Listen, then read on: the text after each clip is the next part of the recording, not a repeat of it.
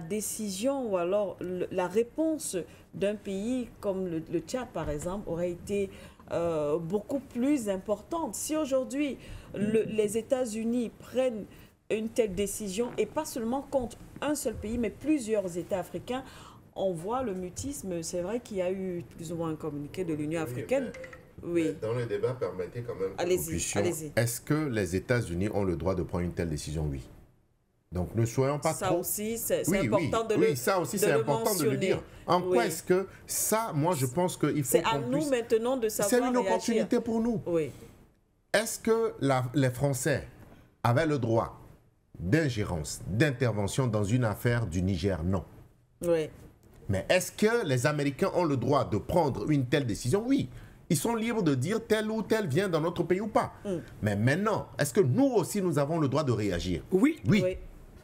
Donc, que le débat se limite là-bas. Nous n'avons pas à être dans la victimisation. Nous n'avons pas à être dans les pleurnicheries. Nous, ça ne nous intéresse pas pour une nouvelle mais nous place. ne réagissons malheureusement pas. C'est là où il faut saluer le geste courageux, je dis bien courageux, du président Idriss Déby. Mahamat, oui. Mais, au-delà de ça, ce que l'ensemble des intervenants ont dit, que je retiens, c'est qu'il faut apporter quand même une réponse commune, une réponse collective. Exactement. Et c'est ce qui manque, la solidarité au niveau des chefs d'État africains, la solidarité au niveau des entrepreneurs africains, la solidarité au niveau des intellectuels africains. Pourquoi est-ce que vous vous offusquez si quelqu'un dit « vous n'allez pas rentrer chez moi, c'est sa maison ». Mais je ne vois même pas où est le problème. Mais est-ce que nous qui sommes restés en Afrique, qui sommes formés en Afrique, est-ce que nous avons un complexe par rapport à celui qui a fait Harvard? Non, madame. Nous n'avons aucun complexe par rapport à celui qui a fait Harvard. Donc, ils sont libres d'accepter qui ils veulent. Mais maintenant, quelle est la réponse? Après la réaction, après les condamnations, quelle est la réponse? C'est mettre des patriotes à la tête de nos États. Ceux qui ne sont pas des patriotes, on voit très clairement comment ils gèrent nos États. Même si un patriote, je vais vous choquer en disant, même s'il est dictateur, la manière dont il gère son État, l'État est bien géré. Oui. C'est d'abord le patriotisme. On n'a pas de patriotes à la tête de nos États. C'est ça qui pose le problème. Donc, mettre d'abord des patriotes à la tête de nos États, apporter une réponse collective, commune, stratégique à l'ensemble des problèmes, d'abord de diplomatie, de géopolitique, de défense, qu'un certain nombre de pays, je ne vais même pas dire simplement les Occidentaux, parce que pour le moment, c'est les Occidentaux qui sont ciblés, mais il y a également d'autres colons. Oui. Il y a également d'autres colons. Donc, c'est à nous de nous réapproprier notre histoire, redéfinir l'histoire. C'est pour ça, le débat que nous sommes en train de faire, c'est un débat idéologique et il est véritablement important. Et il faut saluer le rôle combien important de la chaîne For You Media. Parce que vous permettez de redéfinir le narratif sur l'Afrique. Vous permettez aux gens de connaître quelle est notre opinion. Parce que la plupart du temps, nous n'avons pas de médias. On ne sait pas ce que nous pensons. Et nous subissons les décisions d'un certain nombre de pays. Alors que nous devons, ils doivent nous écouter pour savoir ce que nous pensons. Quand ils prennent leurs décisions, ils doivent savoir que dorénavant, moi je suis président de mon pays, la réaction sera dans les 5 minutes qui suivent. On n'attend pas un conseil de ministres. C'est dans les 5 minutes qui suivent. Je viens dans votre pays, en tant que chef d'État, vous venez me recevoir. Si vous m'envoyez un ministre, vous venez dans mon pays, je vous envoie un ministre. C'est la réciprocité. Vous n'avez pas à vous ingérer. Si vous voulez vous ingérer dans nos affaires, votre ambassadeur peut aller discuter avec notre ministre des Affaires étrangères. Mais vous sortez un communiqué sur une affaire qui nous concerne, qui ne vous concerne pas. Il se passe quelque chose en France, nous allons sortir un communiqué. Il se passe quelque chose aux États-Unis, nous allons sortir un communiqué. Il se passe en Inde quelque chose, nous allons sortir un communiqué. Non-ingérence. Vous nous respectez, tout ce que nous vous permettons de faire chez nous, c'est du business. Si vous voulez, vous passez. Et en plus, il faut saluer, par exemple, sur la crise des Grands Lacs, la diplomatie togolaise. On ne peut pas comprendre que quelque chose se passe en Afrique et la solution doit venir d'ailleurs et les négociations se font. Ce n'est pas possible. On ne peut plus accepter des choses comme ça. Mais est-ce que, par exemple, le conflit entre la Russie et l'Ukraine, est-ce que c'est à Lomé que ça se règle? Est-ce que c'est à Yaoundé? Est-ce que c'est à Casa? On ne peut pas comprendre un certain nombre de choses. Donc, c'est ça, au-delà des réactions, au-delà du tollé que ça peut provoquer, il faut que nous nous prenions au sérieux et que nous puissions bien faire les choses pour que les gens nous respectent.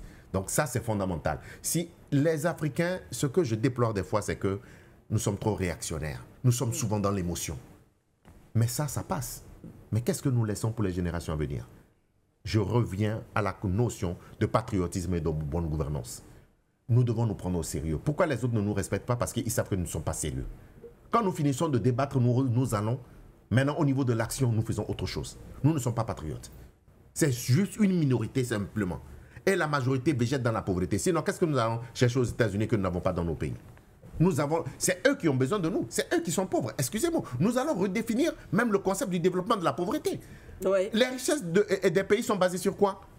Nos femmes qui sont dans les villages, qui font de l'agriculture, qui vivent de cette agriculture, c'est vrai qu'ils vivent peut-être avec moins d'un dollar. Mais est-ce que c'est des critères objectifs pour pouvoir évaluer notre richesse? Nous voulons redéfinir tout ça. Et nous voulons maintenant qu'ils nous écoutent quand ils veulent prendre une décision nous concernant, qu'ils nous écoutent, qu'ils discutent avec nous. Sinon, il y aura la réciprocité. Et comme je le dis, nous, on n'attendra pas un conseil de ministres, ça sera 5 minutes après leur décision. C'est comme ça que nous allons nous faire respecter. Mais au-delà de ça, il faut, au niveau continental, je pense que nous devons, dorénavant, nos chefs d'État doivent apporter une solution collective, une solution courageuse, une solution souverainiste à l'ensemble des préoccupations que les autres nous posent. Parce que ainsi va le monde, parce que tout le monde veut s'émanciper, tout le monde veut se développer. Et c'est des fois, c'est en piétinant les autres. Excusez-moi, je veux être un peu diplomatique en parlant de piétiner, mais en réalité, c'est coloniser. Ouais. C'est en piétinant les autres. Mais est-ce que nous allons continuer à accepter de nous laisser piétiner? Non. Donc nous devons aussi appliquer la bonne gestion, la bonne gouvernance et faire en sorte que nous puissions créer le plein emploi chez nous. La promotion de la préférence nationale. L'équité genre. Nous devons appliquer de bonnes politiques publiques, je dis bien de bonnes politiques publiques avec l'investissement public de nos pays pour pouvoir garantir un bien-être à nos populations, l'égalité des chances, la promotion de la gente féminine. Comment imaginer? C'est une question fondamentale. Nous faisons tous ces débats, cette jeunesse-là, après nous allons l'éduquer, la conscientiser, elle va trouver du boulot. Réglons le problème de chômage dans nos pays. Réglons le problème de boulot. Et maintenant, cette jeunesse bien formée, quand vous prenez la jeunesse africaine, elle est très bien formée, mais on ne lui donne pas les moyens de son éclosion, de son développement. Donc, créons les conditions avec du financement public.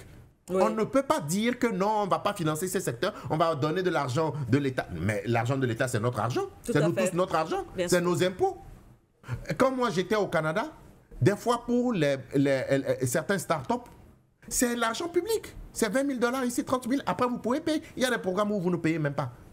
C'est pour vous encourager. Il n'y a pas de programme comme ça en Afrique. On vous donne 1 million de CFA, alors que vous tirez le diable par la queue. Vous prenez le million de CFA, là, vous allez régler de vos problèmes sociaux. C'est pas comme ça qu'on crée le développement.